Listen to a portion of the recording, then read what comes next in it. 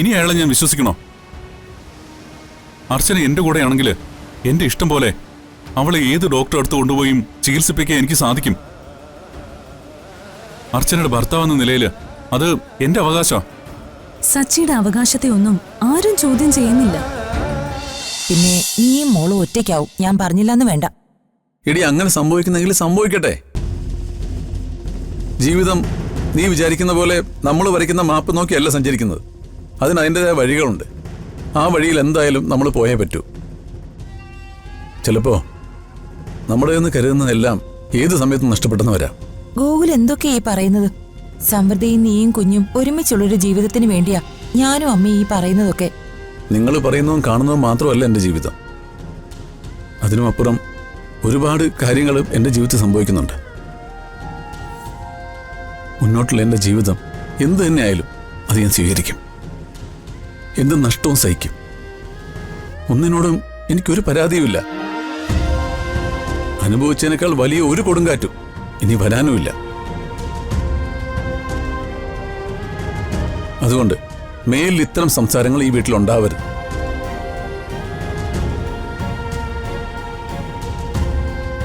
ഇവനിത് എന്തൊക്കെയാ ഈ പറഞ്ഞിട്ട് പോയത്? എങ്ങനെയെങ്കിലും രണ്ടിനെയും കൂടി ഒരു കരയ്ക്കെത്തിക്കാൻ നോക്കുമ്പോഴാ ഈ തത്വജ്ഞാനം. ഇങ്ങനെ പോയാ മിക്കവാറും രണ്ടുപേരും രണ്ടു വഴിക്ക് പോവും. ആ, ഞാൻ പറയാനുള്ളത് പറഞ്ഞു. ഇനി എന്ത് വേണമെന്ന് അവര് തീരുമാനിക്കട്ടെ.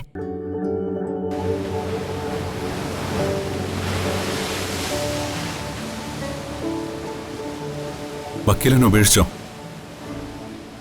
അല്ല, 2 ദിവസമായിട്ട് വിളിയും പറച്ചിലൊന്നുമില്ല. 1-2 തവണ ഞാൻ വിളിച്ചപ്പോ എടുത്തതുമില്ല. അത് ചിലപ്പോ ഞാൻ കേൾക്കാഞ്ഞിട്ടായിരിക്കും. അല്ലെങ്കിൽ ആ സമയത്ത് ഞാൻ വേറെ എന്തെങ്കിലും തിരക്കിലായിരുന്നിരിക്കും. വക്കീൽ എന്നോട് ഇങ്ങനെ അകൽച്ച കാണിക്കുമ്പോ ഉള്ളിലെന്തോ ഒരു നീറ്റിൽ പോലെ എനിക്ക് തോന്നുന്നത്. ആ നീറ്റിലൊക്കെ തനിയെ മാറിക്കോളും. ഇനിയിപ്പോ കേസ് നമ്മൾ ജയിക്കാൻ പോവല്ലേ? നമുക്ക് അനുകൂലമായി തന്നെ ആയിരിക്കുമല്ലോ വിധി വരുന്നത്. അതോ അവന്തിക ഇനി വല്ല പ്രശ്നങ്ങളും ഉണ്ടാക്കോ? കോടതി വിധി നമുക്ക് അനുകൂലമായിരിക്കും എന്നുള്ള കാര്യത്തില് എനിക്ക് ഒരു സംശയവും ഇല്ല. പക്ഷേ അവന്തിക അപ്പീലിന് പോകാൻ സാധ്യതയുണ്ട്. അപ്പീലിന് പോയ ഉടനെ എങ്ങാനും ഈ കേസ് തീർപ്പാവോ? അതോ ഇനിയും ജീവിതകാലം മുഴുവൻ നമ്മൾ കാത്തിരിക്കേണ്ടി വരുമോ? സാധാരണഗതിയില് അവന്തിക എന്നല്ല, ആരായാലും കേസിൽ തോറ്റ അപ്പീല് പോവും. സിവിൽ കേസ് ആയതുകൊണ്ട് കുറച്ചു കാലം മേൽക്കോടതിയിൽ അത് കിടക്കും. അവിടെയും ഇത് തന്നെയാണ് അവസ്ഥയെങ്കിലോ? പിന്നെ സുപ്രീം കോടതി വരെ കയറി ഇറങ്ങേണ്ടി വരില്ലേ? വരും. പക്ഷെ എവിടെ പോയാലും ഈ കേസ് സച്ചിക്കും കുടുംബത്തിനും അനുകൂലമായിട്ട് മാത്രമേ വരൂ. അവന്തികയ്ക്ക് ഒരിക്കലും ആ സ്വത്തുക്കളിൽ ഒരു അവകാശവും കിട്ടില്ല. ഞാനിപ്പോ വന്നത് ഈ കേസിന്റെ കാര്യം പറയാൻ വേണ്ടി മാത്രമല്ല, വേറൊരു കേസ് കൊടുക്കുന്ന കാര്യം പറയാനാ. എന്ത് കേസ്? സ്വത്തുക്കളൊക്കെ തിരിച്ചു കിട്ടുന്നതിനേക്കാൾ പ്രധാനം എനിക്കിപ്പോ അർച്ചനയുടെ കാര്യം തന്നെയാ. അർച്ചന എനിക്ക് തിരിച്ചു കിട്ടിയ ഈ പ്രശ്നങ്ങൾക്കൊക്കെ പരിഹാരം ഉണ്ടാവും.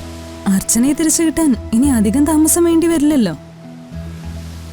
ഓർമ്മ തിരിച്ചു വരുമ്പോ അർച്ചനയെ സച്ചിക്ക് തിരിച്ചു തരാന്ന് ഗൂഗിൾ സാർ വാക്ക് തന്നെയല്ലേ? ആ വാക്കില് ഇപ്പൊ എനിക്ക് അത്ര വിശ്വാസം തോന്നുന്നില്ല വക്കീലെ. പിന്നെ അർച്ചനയെ തിരിച്ചു കിട്ടാൻ നമുക്ക് അയാളുടെ പേരില് ഒരു കേസ് കൊടുത്തേ പറ്റൂ. ആരുടെ പേരില്? ഗൂഗിൾ സാറിന്റെ പേരിലോ? അതെ, എന്റെ അർച്ചനെ എനിക്ക് കൊണ്ടുപോയി ചികിത്സിക്കണം. അവളുടെ ഓർമ്മകളെ തിരിച്ചെടുക്കണം. അവൾ ഇനി അയാളുടെ കൂടെ ജീവിച്ച ഒരിക്കലും അത് സാധിക്കുമെന്ന് എനിക്ക് തോന്നുന്നില്ല. ഒരു ഡോക്ടറെ അടുത്ത് അർച്ചനയെ ട്രീറ്റ്മെന്റിന് കൊണ്ടുപോകണമെന്ന് പറഞ്ഞിട്ട് ഇതുവരെ കൊണ്ടുപോയിട്ടില്ല. ഇനി അയാളെ ഞാൻ വിശ്വസിക്കണോ? അർച്ചന എന്റെ കൂടെയാണെങ്കിൽ എന്റെ ഇഷ്ടം പോലെ അവളെ ഏത് ഡോക്ടറെ അടുത്ത് കൊണ്ടുപോയും ചികിത്സിപ്പിക്കാൻ എനിക്ക് സാധിക്കും. അർച്ചനയുടെ ഭർത്താവെന്ന നിലയിൽ അത് എന്റെ അവകാശമാണ്. സച്ചിയുടെ അവകാശത്തെ ഒന്നും ആരും ചോദ്യം ചെയ്യുന്നില്ല. പക്ഷെ എന്ത് പറഞ്ഞ് നമ്മൾ കേസ് കൊടുക്കും? അതും അർച്ചനയ്ക്ക് ഓർമ്മ തിരിച്ചു കിട്ടാത്ത സ്ഥിതിക്ക്. ഇനി നമ്മൾ സച്ചി പറയുന്നത് പോലെ ഈ കേസുമായി മുന്നോട്ട് പോയിന്നിരിക്കട്ടെ, എന്ത് സംഭവിക്കും? കോടതിയിലെ സാക്ഷിക്കൂട്ടിൽ കയറി എല്ലാവരുടെയും മുന്നിൽ വെച്ച് അർച്ചന സച്ചിയെ അറിയില്ലെന്ന് പറഞ്ഞ അവിടം കൊണ്ട് തീരുമില്ല. അർച്ചനയെ തിരിച്ചു കിട്ടാനുള്ള എല്ലാ വാതിലും അവിടെ വെച്ച് ചിലപ്പോൾ അടഞ്ഞൊന്നും വരാം. അതുകൊണ്ട് അത്രയ്ക്കൊരു റിസ്ക് എടുക്കാൻ എന്തായാലും ഞാനില്ല. അപ്പോ വക്കീൽ എന്റെ കൂടെ നിൽക്കില്ലെന്നാണോ? എന്നല്ല ഞാൻ പറഞ്ഞത്. സച്ചിയുടെ ഈ എടുത്തുചാട്ടം അവസാനിപ്പിക്കണം. എന്നിട്ട് അർച്ചനയ്ക്ക് ഓർമ്മ തിരിച്ചു വരുന്നത് വരെ കാത്തിരിക്കണം.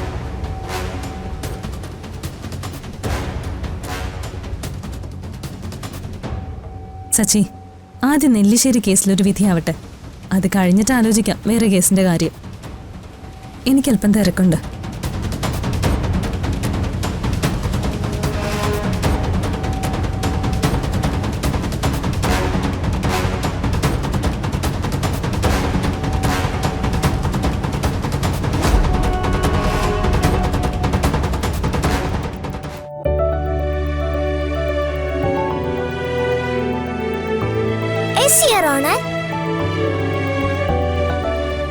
ഈ കേസിൽ എന്റെ കക്ഷി ഒരു കുറ്റവും ചെയ്തിട്ടില്ല.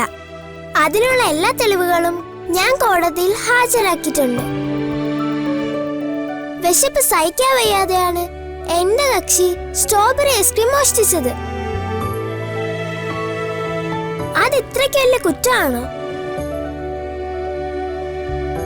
ഒരു സ്ട്രോബെറി ഐസ്ക്രീം കഴിച്ചതിനാണ് ഈ പാവത്തിനെ കടക്കാരൻ തല്ലിയത്. ഇതൊരു കള്ളക്കേസാണ്. അതുകൊണ്ട് ഒരു ഐസ്ക്രീം എടുത്ത് കഴിച്ചതിന്റെ പേരിൽ ഈ പാവത്തിനെ തല്ലിയ കടക്കാരന്റെ പേരിൽ കേസെടുക്കണമെന്ന് ഞാൻ താഴ്മയായി അപേക്ഷിക്കുന്നു.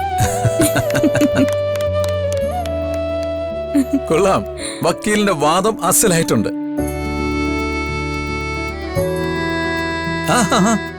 കോട്ടൊക്കെ പതിയെ ഊരിയാ മതി.